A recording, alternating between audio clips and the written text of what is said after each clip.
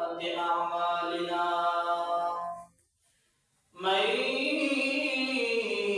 يهده الله فلا مضل له ومن يضلله فلا هادي له وأشهد أن لا إله إلا الله وحده لا شريك له ونشهد أن سيدنا وسندنا وحبيبنا وطبيب قلوبنا ومولانا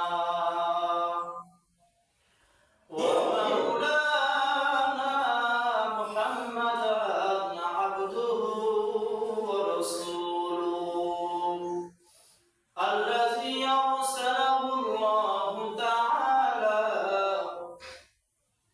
بالحق بشيرا ونذيرا وداعيا إلى الله بإذنه وسراجا منيرا أما بعد فأعوذ بالله من الشيطان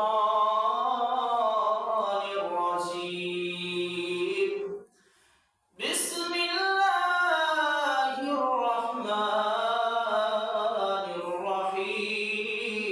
الرحيم وقال الله تعالى في كتابه القرآن اهدنا الصراط المستقيم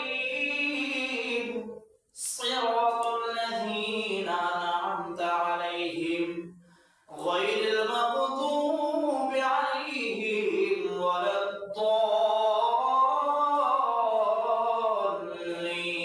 الضالين وقال رسول الله صلى الله عليه وسلم لا طاعة لمخلوق في معصية الخالق وقال النبي صلى الله عليه وسلم شكرا محبة الشهيد الدين اللهم صل على محمد وعلى آل محمد على إبراهيم وعلى آل إبراهيم إنك حميد مجيد اللهم بارك على محمد وعلى آل محمد كما باركت على إبراهيم وعلى آل إبراهيم إنك حميد مجيد وكن بالأمتنا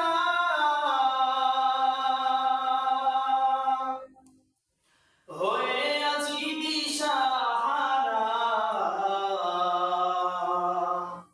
কোরআন হাদিস ছেড়ে চলো যখন যাহা চাই মনে নবী বিনে কে দাঁড়াবে পৌঁছিরাত মিজানে ওগো নবীর উম্মতেরা হয়ে আছি দিশাহারা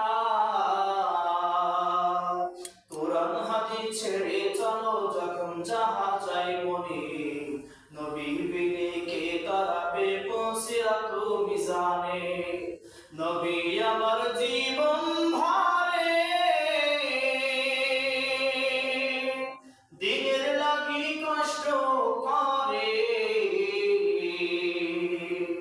নবী আমার জীবন ভরে দিনের লাগি কষ্ট করে তারপরেও কত মারা মরল তাকে দুশ্মনে নবী বিনে কে তারাবে পৌঁছিরাত মিজানে ঠিক কিনা নবী ছাড়া কেউ পৌঁছিরাতে ধরতে পারবে কেউ পারবে না আল্লাহ পাকের দরবারে লাখ কোটি শুকরিয়া জ্ঞাপন করি যে আল্লাহ রব্বুল আলামিন আপনাকে আমাকে তারিফ উদ্যোগের মসজিদে আসার জন্য বসার জন্য আমি অদম গুনাহগারকে কিছু কথা আপনাদের সামনে কথা বলবার জন্য আপনাদেরকে শুনবার জন্য তৌফিক দান করেছেন। এই জন্য মুসলমান হিসেবে দিল থেকে কালিমাতুশ শুকরিয়া আদায় করে বলছি আলহামদুলিল্লাহ। আমরা একটা শুকরিয়া আদায় করা উচিত, কারণ আল্লাহ পাক আপনাকে আমাকে বিগত রমাদান থেকে আনতে আনতে হাত বৃদ্ধি করতে, রিজিক বৃদ্ধি করতে করতে করতে করতে রজব মাস পর্যন্ত এনে দিয়েছে। আল্লাহ পাকের বড় দয়া আছে না নাই? আল্লাহ পাকের বড় দয়া আছে। এই জন্য আমরা তো এক রমাদান থেকে অন্য আরেকটা আগত রজব মাস পর্যন্ত আমরা চলতে আছি, এসে গেছি। এই জন্য আল্লাহ পাকের দরবারে আরো একবার দিল থেকে শুকরিয়া আদায় করে বলছি আলহামদুলিল্লাহ।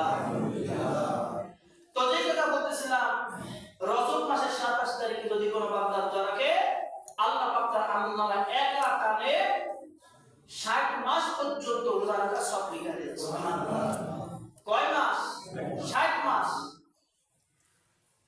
যেখানে একটা রোজা রাখলে পুরো 60 মাস রোজা রাখা সব হয়ে যায়। ইনশাআল্লাহ আমরা এই রোজা রাখার নিয়ত করব সবাই, যেটা রোজা রাখবো। তো যে কথা বলতেছিলাম, ইহদিনাস সিরাতাল মুস্তাকিম, ও মালিক তুমি আমাদেরকে সিরাতাল মুস্তাকিমের পথ দেখাও। আল্লাহ পাক আপনাকে আমাকে সিরাতাল মুস্তাকিমের পথ দেখাইছে কি দেখেন না? আল্লাহ পাক আপনাকে আমাকে সিরাতাল মুস্তাকিমের পথ দেখাইছে। এই জন্য তো আল্লাহ রব্বুল আলামিন তার নবী করিম সাল্লাল্লাহু আলাইহি ওয়াসাল্লামকে দুনিয়ার বুকে গোটা উম্মতের জন্য বড় রহমত হিসেবে পাঠিয়েছিলেন। আমার নবী কত কাফেরের জুলুম সহ্য করার পর আবার বেহুশ হইয়া, আবার যখন হুঁশ ফিরে আবার দাঁড়ে ঘুরিয়া আপনার আমার বাবার জন্য ওই কিয়ামতের ময়দানে পুলসিরাতকে পার করার জন্য নবী কত চেষ্টা করেছেন। আর আজকে আমি আপনি সেই নবীকে না চিনিয়া দুনিয়ার জিন্দেগিতে মেজারে ত্রিপুরে পবিত্র ঈমানকে নষ্ট করলাম, ঠিক কি না? এই জন্য তো কবি তার কবিতার পাশে বলেছেন, ও গো নবীর উম্মতেরা হয়ে আছি দিশাহারা, কোরআন হাদিস ছেড়ে চলো যখন যাহা চাই মনে, নবী বিনে কে দাঁড়াবে পুলসিরাতু মিজানে। সাহাবীরা আমল করেছেন নবীজির জীবন আদর্শের পর। এই জন্য আশারা মুবাশশারা যে 10 জন সাহাবী আছেন, হাদিসের কিতাব খুললে দেখা যায় দুনিয়া থেকে তাদের নাম জান্নাতের সার্টিফিকেট চলে গেল। সুবহানাল্লাহ।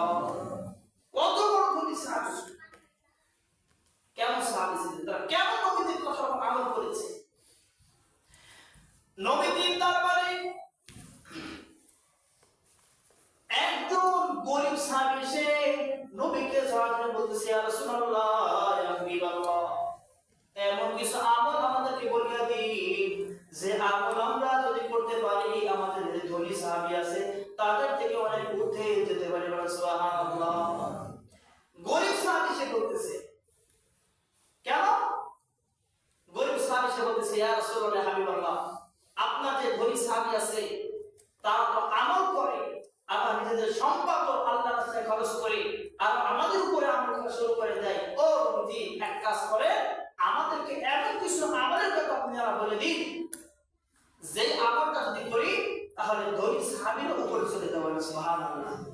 নবী করিম সাল্লাল্লাহু আলাইহি ওয়াসাল্লাম ডাকতে বলেন, ও সাহাবী শোনো, দিল দিয়ে শোনো, কান খুলে শোনো, যদি কোনো বান্দা দিল এখান থেকে 33 বার সুবহানাল্লাহ বলে, 33 বার আলহামদুলিল্লাহ বলে, 34 বার আল্লাহু আকবার বলে, সর্বস্থায় আল্লাহ পাক বলেন ওই বান্দা সব ধরে সাহাবীর উপরে চলে গেল।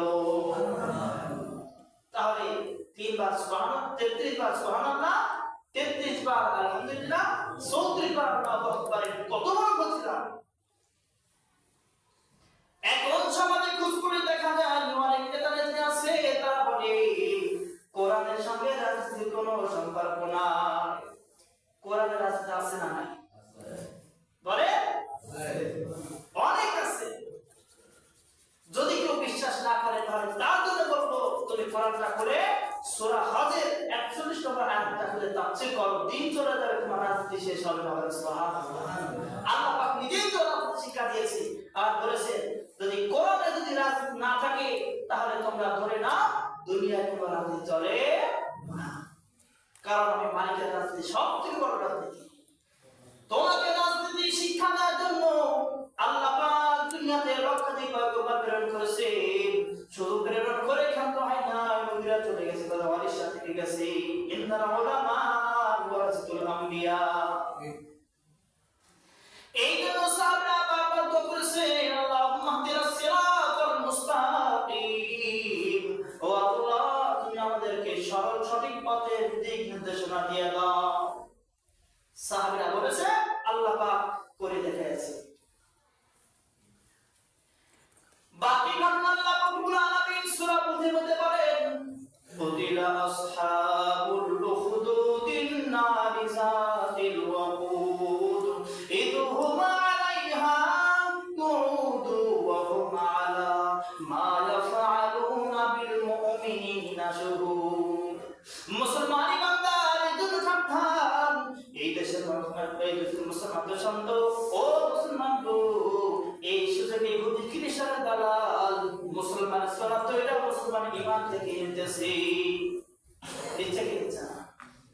মুসলমানদের ভিতরে এমন ফাটল সৃষ্টি হয়েছে, এমন ফাটল সৃষ্টি হয়েছে।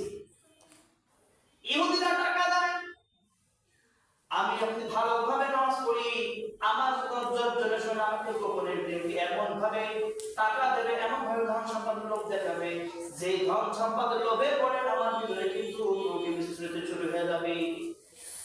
বড় সামনে দেখেন না কি করেছে না, বড় একজন আলিম কি করো টাকা দিয়ে। ইহুদিদের চক্রান্ত বড়ই কঠিন। এমন ভাবে তারা তাকে গ্রাস করেছে যে তার অবস্থার উপর বোঝা যায় কিয়ামত পর্যন্ত সে আর এই পথ থেকে ফিরে আসবে না। কারণ তাকে বারবার বোঝানোর পরেও সে তার নিজের স্থান থেকে অটল, তার নিজের স্থান থেকে সরে আসার তার কোনো ইচ্ছাই নেই। কারণ সে প্রকৃতভাবে ইহদিনাস সিরাতাল মুস্তাকিম করে নাই। যদি কোনো ব্যক্তি ইহদিনাস সিরাতাল মুস্তাকিম থাকে প্রকৃতভাবে আমল করে, তাহলে কিয়ামত হয়ে যাবে, ওই ব্যক্তি কখনো সিরাতাল মুস্তাকিমের উপর থেকে চলবে না, চলবে না। আল্লাহ পাক সূরা বুজের ভিতরে বলেছেন, সবাই সংক্ষেপ দেখবেন। তো যে কথা বলতেছিলাম, আমার আপনার ঈমানকে কেমন ভাবে কেড়ে দেয় ইহুদি খ্রিস্টানরা। আবার নামধারী মুসলমান কিছু আছে, এই পাতেও খায় ও পাতেও খায়। যারা কোন একজন ব্যক্তি আমাকে খেতাব দিয়েছিল আপনাদের মসজিদে আসার পর,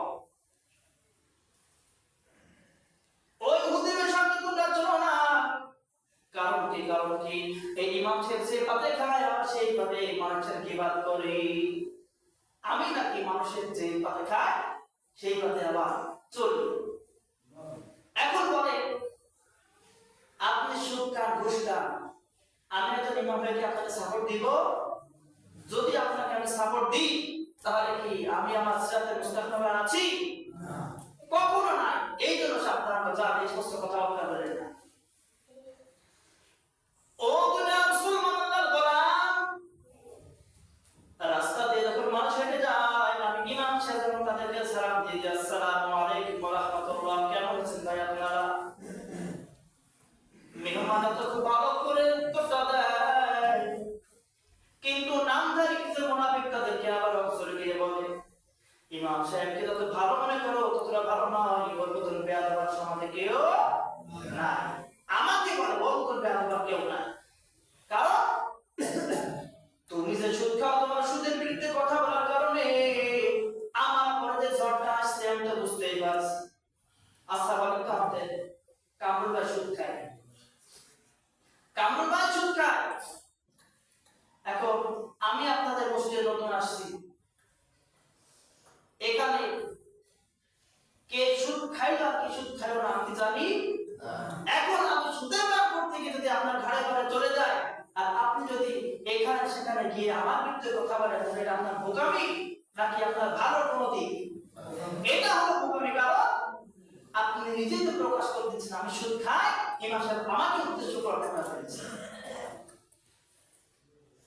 এই জন্য তো সূরা বাকারা আল্লাহ পাক সূরা বুজের ভিতরে বলেছেন, আপনারা খুলে দেখবেন। তো এই কথা বলতেছিলাম, বর্তমান জামানায় এমন শুরু হয়ে গেছে আমরা কোরআনের প্রতিযোগিতা করি, কোরআনের কোনো দৌড় আমাদের নাই। সাহাবী নবীকে বলছে, ইয়া রাসূলুল্লাহ, ইয়া হাবিবাল্লাহ,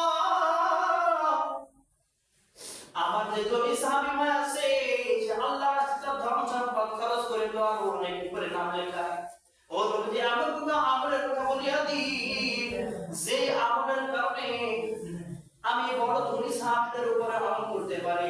তো নবী বললেন, ও সাহাবী শোনো, যদি তোমরা 33 বার আলহামদুলিল্লাহ, 33 বার সুবহানাল্লাহ, 34 বার আল্লাহু আকবার বলতে পারো, তাহলে তোমার আমলনামায় ধনী সাহাবীদের উপরে উজ্জ্বলে গেল সুবহানাল্লাহ। আমরা তো কি আছি সমাজে গোলামে দৌড়াচ্ছি, গোলামে দৌড়াচ্ছি।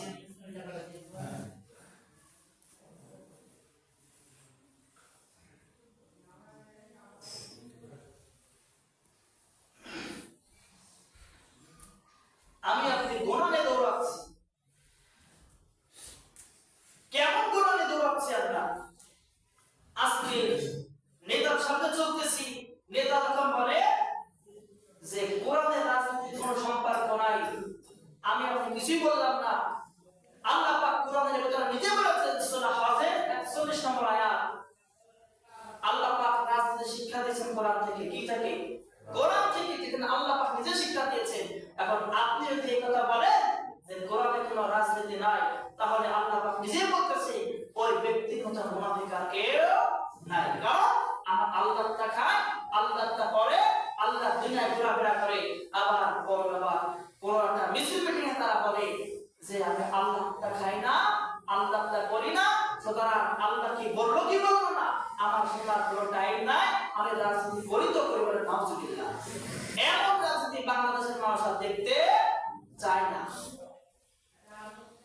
আমার বিরুদ্ধে যে ব্যক্তি এখানে বসে ওখানে বসে চিপায় চাপায় সরাসরি কথা বলার ক্ষমতা নাই, আমি বিশ্বাস করি আমার সামনে আমার বিরুদ্ধে আঙুল একটা কথা বলবে এমন দুঃসাহসান্ত বাংলাদেশে কাউকে দেখি না। এখন কি করে?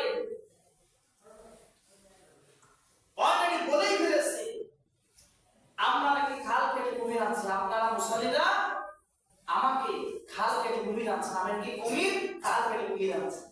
কেমন হয়ে গেল বলুন? কেমন হয়ে গেল বলুন?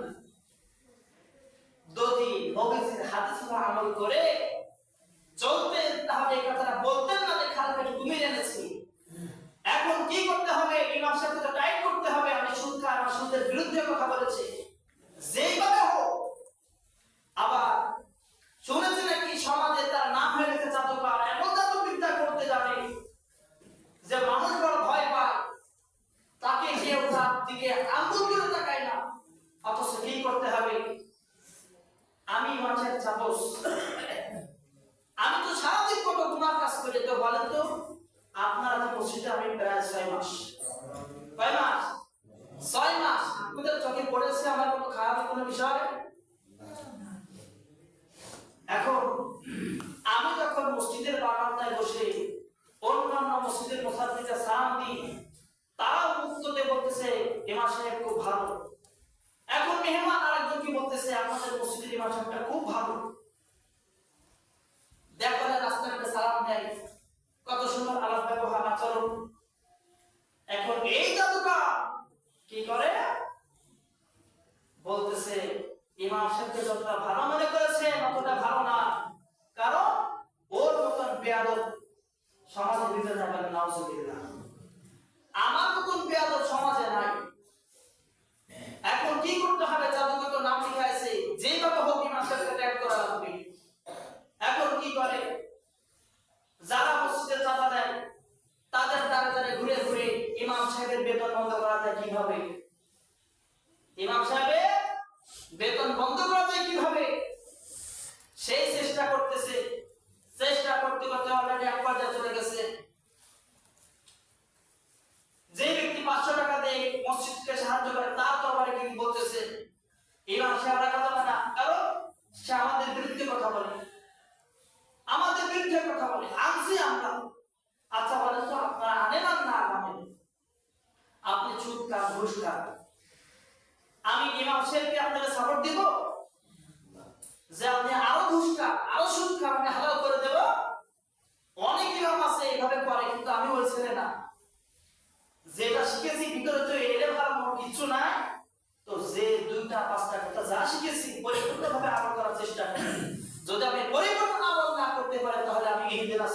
মুস্তাকিমের উপর আছি না সরল সঠিক পথের উপরে নাই।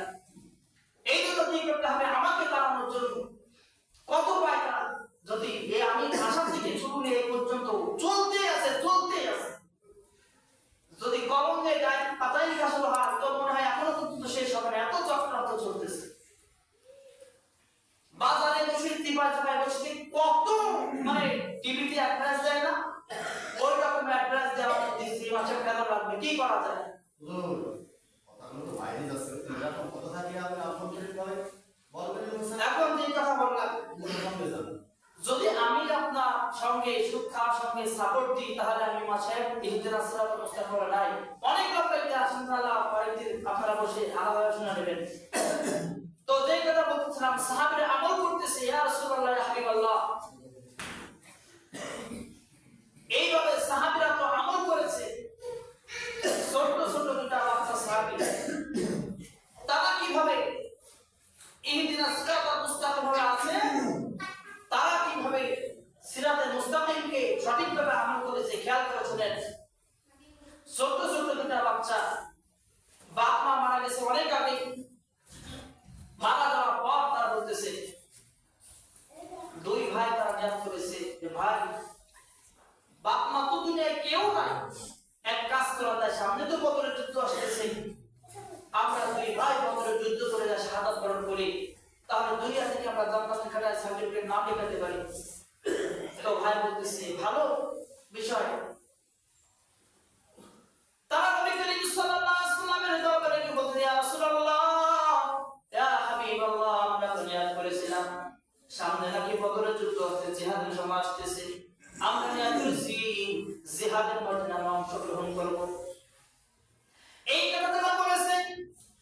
বলার সঙ্গে সঙ্গে সাহাবীরা হাসি মশকরা করতেছে, ইয়া রাসূলুল্লাহ ইয়া হাবিবাল্লাহ, ছোট ছোট দুইটা বাচ্চা সাহাবীরা নাকি বদরের যুদ্ধে যাবে, অথচ যারা একটা তলোয়ার ধরে চালাতে পারে না তারা নাকি জিহাদে অংশগ্রহণ করতে চায়। নবী তাদেরকে ডাক দিয়ে বলতেছে, ও বাচ্চা সাহাবী, তোমরা চলো, তোমরা কিভাবে তোমরা জিহাদের ময়দানে যাবা, তোমরা যে একটা অস্ত্র তো ধরতে জানবা না, তলোয়ার চালাতে পারবা না। এই কথা বলার সঙ্গে সঙ্গে বড় ভাই বলতে, ইয়া রাসূলুল্লাহ, আমার ছোট ভাই আমার থেকে বয়সে অনেক ছোট, তার শক্তি নাও থাকতে পারে, কিন্তু আমি বড় ভাই হিসেবে আমি তো তলোয়ার চালাতে পারি, আমাকে দিয়ে দাও।